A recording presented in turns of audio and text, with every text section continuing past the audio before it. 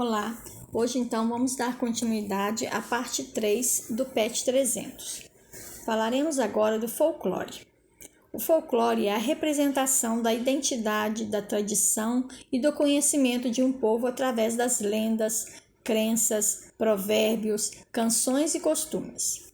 Minas Gerais possui diversas manifestações folclóricas, influenciadas pelos colonizadores portugueses, indígenas e africanos que povoaram seu território. Essas influências presentes nos objetos de artesanato, na culinária, nas danças típicas, nas músicas, na linguagem e literatura oral, na medicina popular, nas festas tradicionais e nos personagens do imaginário popular, como o Curupira, o protetor das florestas, a Iara, a mãe das águas, Caboclinho d'água no Velho Chico, Saci Pererê, Mula sem cabeça, além das diversas noivas que aparecem em Belo Horizonte e em Juiz de Fora. A arte cinematográfica. Em Tiradentes, desde 1997, é realizada a Mostra de Cinema. Trata-se de um festival anual patrocinado por empresas públicas e privadas, por meio da Lei de Incentivo à Cultura, cujo objetivo é incentivar, difundir as produções cinematográficas nacionais, ampliando o acesso do público aos bens culturais produzidos no país. A arte musical. Reconhecida como Patrimônio Cultural de Minas Gerais através da Lei 22.456, a Vesperata é um concerto musical realizado há mais de 23 anos em Diamantina, com a participação da Banda Mirim, Prefeito Antônio de Cruz, Carvalho Cruz, e a banda do 3º Batalhão da Polícia Militar. A Vesperata é um dos eventos musicais ao ar livre mais tradicionais do Brasil, sendo símbolo do turismo e da cultura nacional, premiada pelo Ministério do Turismo por promover a sustentabilidade cultural de Diamantina. Sua origem remonta às práticas musicais do século XIX, nas quais o horário das vésperas, compreendido entre 15 e 18 horas, músicos se apresentavam nas sacadas dos casarões da localidade para as pessoas que passeavam nas ruas. Agora, a medicina popular. O uso da medicina popular é tradicional no estado. Na atualidade, raizeiros e benzedeiras ainda são muito procurados por fazer chás, simpatias, banhos e benzeções com a finalidade de solucionar problemas de saúde.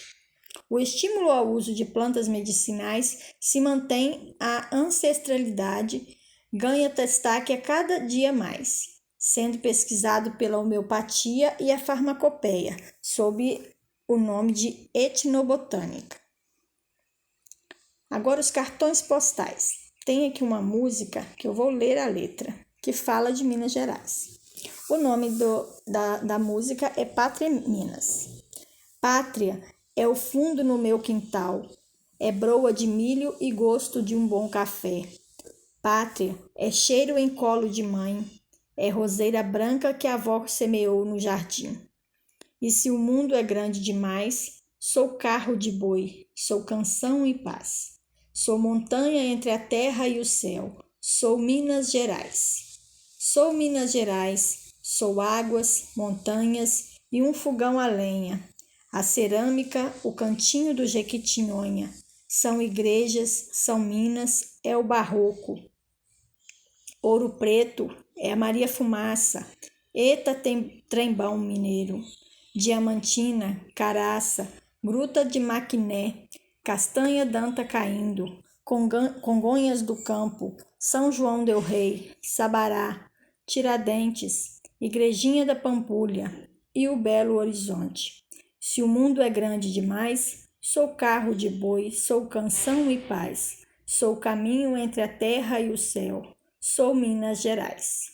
Então, agora nós vamos ver alguns desses cartões postais, ou seja, alguns dos lugares que se tornam símbolos de Minas Gerais. O primeiro é o Santuário de Bom Jesus de Matozinhos, que é a Basílica e o adro com as escadarias em Congonhas, que nós já falamos anteriormente. Em seguida, tem a Igreja de São Francisco de Assis, na Pampulha, em Belo Horizonte. Então, do santuário, deixa eu tentar. Muito linda essa obra. A Igreja de São Francisco. Essa terceira é o edifício Niemeyer, antiga sede do Banco Mineiro de Produção, na Praça 7, em Belo Horizonte.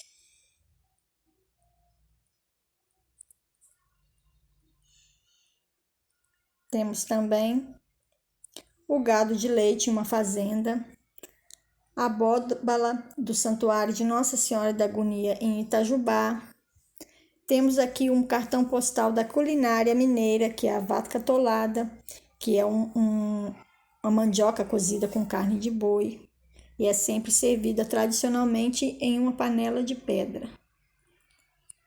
Temos os profetas, que são as obras de Aleijadinho, em Congonhas, o Casarão Antigo, Biblioteca Pública Municipal Professor Joaquim Sepúlveda, em Sabará.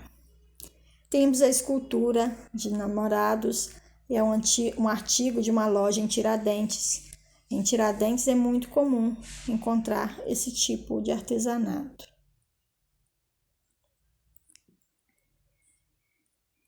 Temos outros aqui, mais um da culinária mineira, o pãozinho de queijo, que é tão apreciado, né? A plantação de café. Essa aqui é a Ponte do Rosário, que é uma ponte de pedra construída pelos escravos em São João del Rei, isso no século XIX.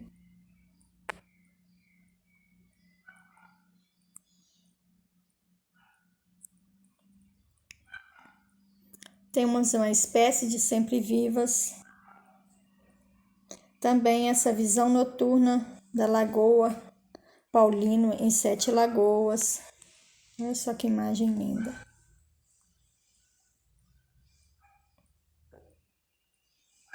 A arquitetura barroca em Tiradentes, que já falamos bastante sobre ela.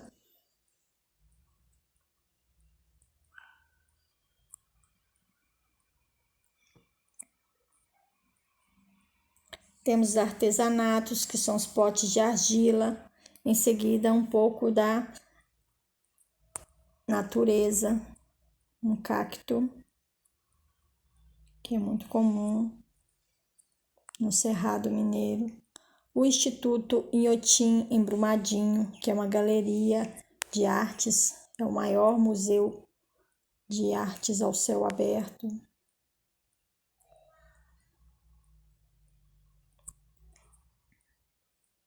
Aqui temos uma peça de antiguidade, que é um moedor de cana.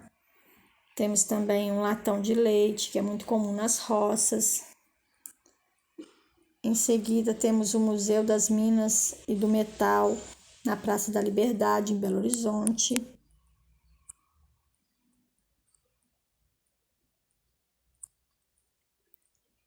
Temos também, olha só, uma gruta no Parque Ecológico.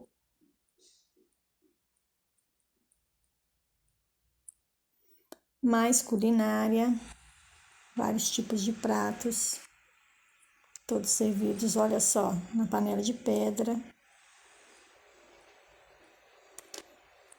Em seguida, temos uma lagoa formada pela represa da usina de hidrelétrica de Furnas.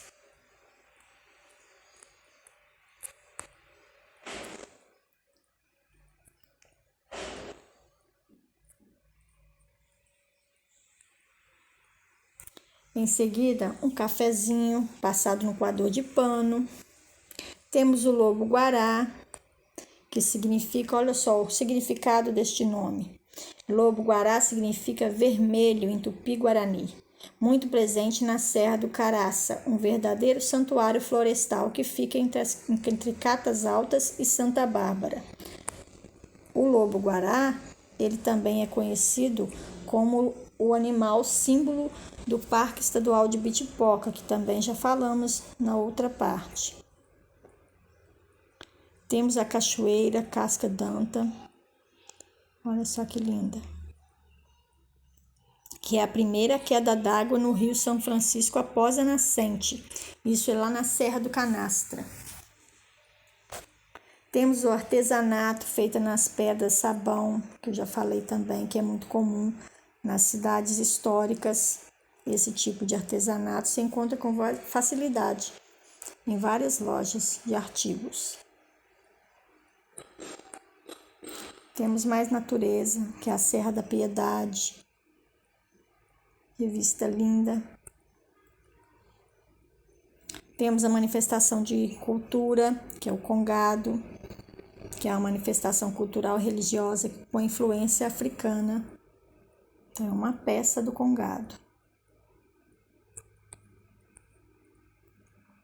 Temos também, olha só, a vista panorâmica do município de São João Batista do Glória. Olha que vista. Lembra que na música falava das montanhas de Minas Gerais? Então, Minas Gerais é muito comum ver esse tipo de paisagem. Já essa próxima imagem é a imagem da vista panorâmica da capital do nosso estado.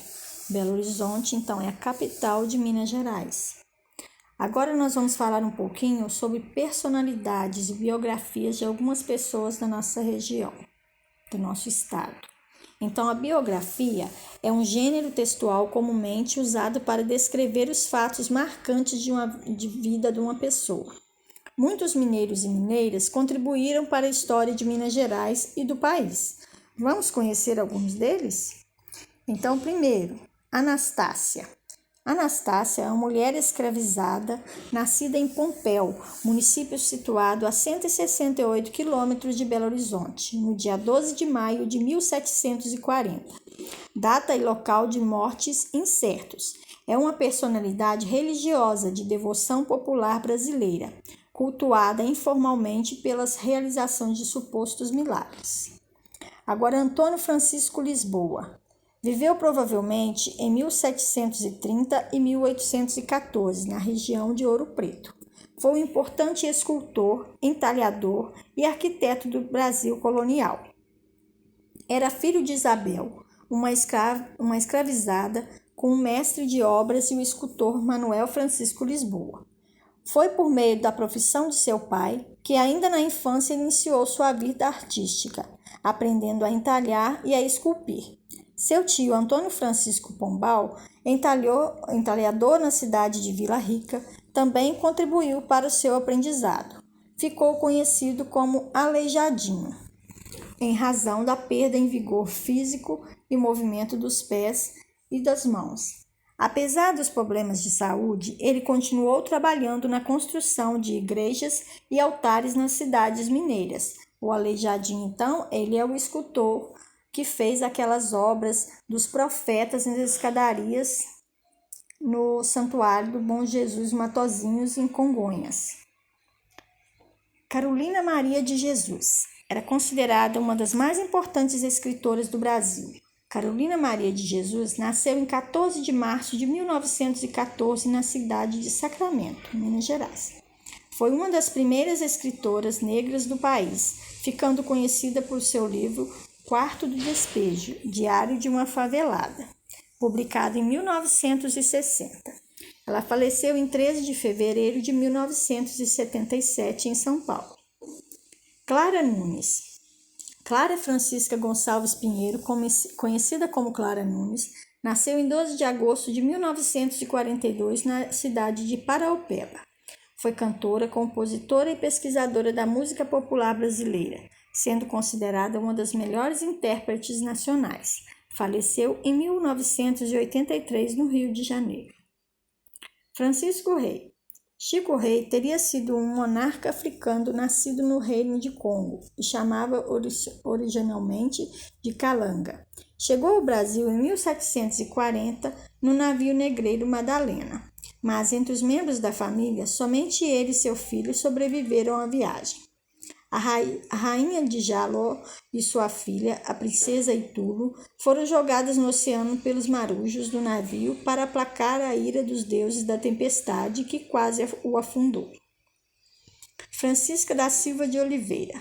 Conhecida como Chica da Silva, Francisca da Silva nasceu no Cerro por volta de 1732. Foi uma mulher escravizada que viveu no Arraial do Tijuco, atual Diamantina, durante a segunda metade do século XVIII. Alforriada, manteve união consensual com o rico contratador dos diamantes João Fernandes de Oliveira, tendo com ele 13 filhos. Ocupou posição de destaque na sociedade local durante o apogeu da exploração de diamantes. Ela faleceu em 1796. Jorge Luiz dos Anjos. Nascido em 30 de abril de 57, na cidade de Ouro Preto, Jorge Luiz dos Anjos é pintor, escultor e desenhista. Iniciou na infância seus estudos nessas áreas na Fundação de Arte de Ouro Preto. Suas obras são influenciadas pelo imaginário africano e têm como referência elementos minerais. Juscelino Kubitschek de Oliveira. Conhecido pelas iniciais JK, Juscelino Kubitschek de Oliveira nasceu em 12 de setembro de 1902 na cidade de Diamantina. Foi médico, oficial da Polícia Militar de Minas Gerais e destacado político, ocupando o cargo da Presidência da República de 1956 a 1961. Ele faleceu em 1976 na cidade de Resende, no Rio de Janeiro. Manuel da Costa Taide, considerado um dos principais nomes do barroco rococó mineiro do início do século XIX, Manuel da Costa Taide, ou Mestre Ataíde, como era conhecido, nasceu em 18 de outubro de 1762 em Mariana. Não se sabe definir exatamente em qual momento iniciou suas atividades de pintura. Seu primeiro trabalho conhecido é a encarnação de 2 imagens de Cristo para o Santuário do Senhor Bom Jesus de Matozinhos, em Congonhas do Campo, Minas Gerais. Isso datado em 1781. Faleceu em 2 de fevereiro de 1830. Maria da Conceição Evaristo de Brito. Natural de Belo Horizonte, Maria da Conceição Evaristo de Brito, ou Conceição Evaristo, como ficou conhecida, nasceu em 29 de novembro de 1946. De origem humilde, a escritora, poetisa, romancista e ensaísta foi a primeira de sua família a conquistar um diploma universitário, na década de 1990. Estreou na carreira literária com a publicação de seus contos e poemas na série Cadernos Negros e defendeu sua dissertação de mestrado. Em 2011, concluiu o doutorado na Universidade Federal Fluminense. Recebeu diversos prêmios, dentre eles os prêmios Jabuti de Literatura em 2015. Faz a Diferença, categoria Prosa, em 2017. E Prêmio Cláudia, categoria Cultura, de 2017. Então, até aqui nós falamos de diversos aspectos de Minas Gerais. Chegou o momento de fazermos a última atividade. Nesta atividade, cada professor irá definir um tema para o desenho da turma. Então, no meu caso, eu defini que o tema será a fauna mineira. O que é a fauna? São todos os animais que vivem nas regiões de Minas Gerais. Então, eu trouxe aqui alguns exemplos.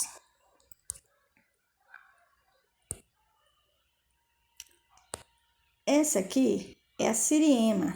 A siriema, ela é o animal símbolo do nosso estado.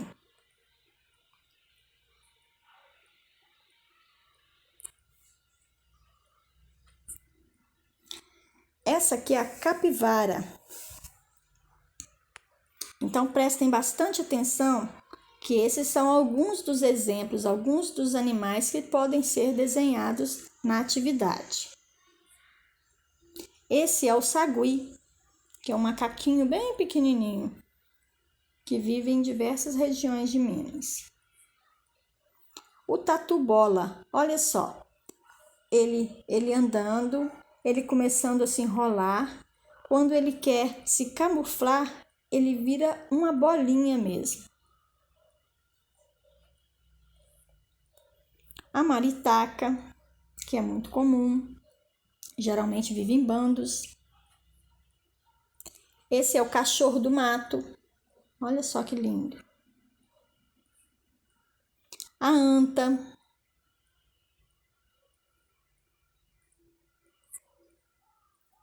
O lobo-guará. A onça-pintada.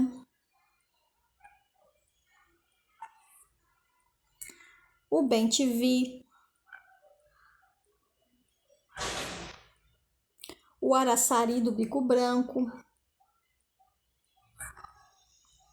A garça real. É muito linda essa ave. O tucano. Esse é muito comum. A onça parda, que também é conhecida como puma. O bicho preguiça. Olha só que bonitinho. Então, esses são alguns dos exemplos dos animais da nossa região, Minas Gerais. Mas tem muitos outros. Então, quando forem fazer a atividade do desenho, então vocês olhem nessas imagens, tirem ideias daqui, pesquisem também outros animais que fazem parte da fauna. Eu vou colocar no grupo um formulário para ser realizado o desenho, com o timbre da escola, o local para colocar o nome de vocês, tudo bem orientado.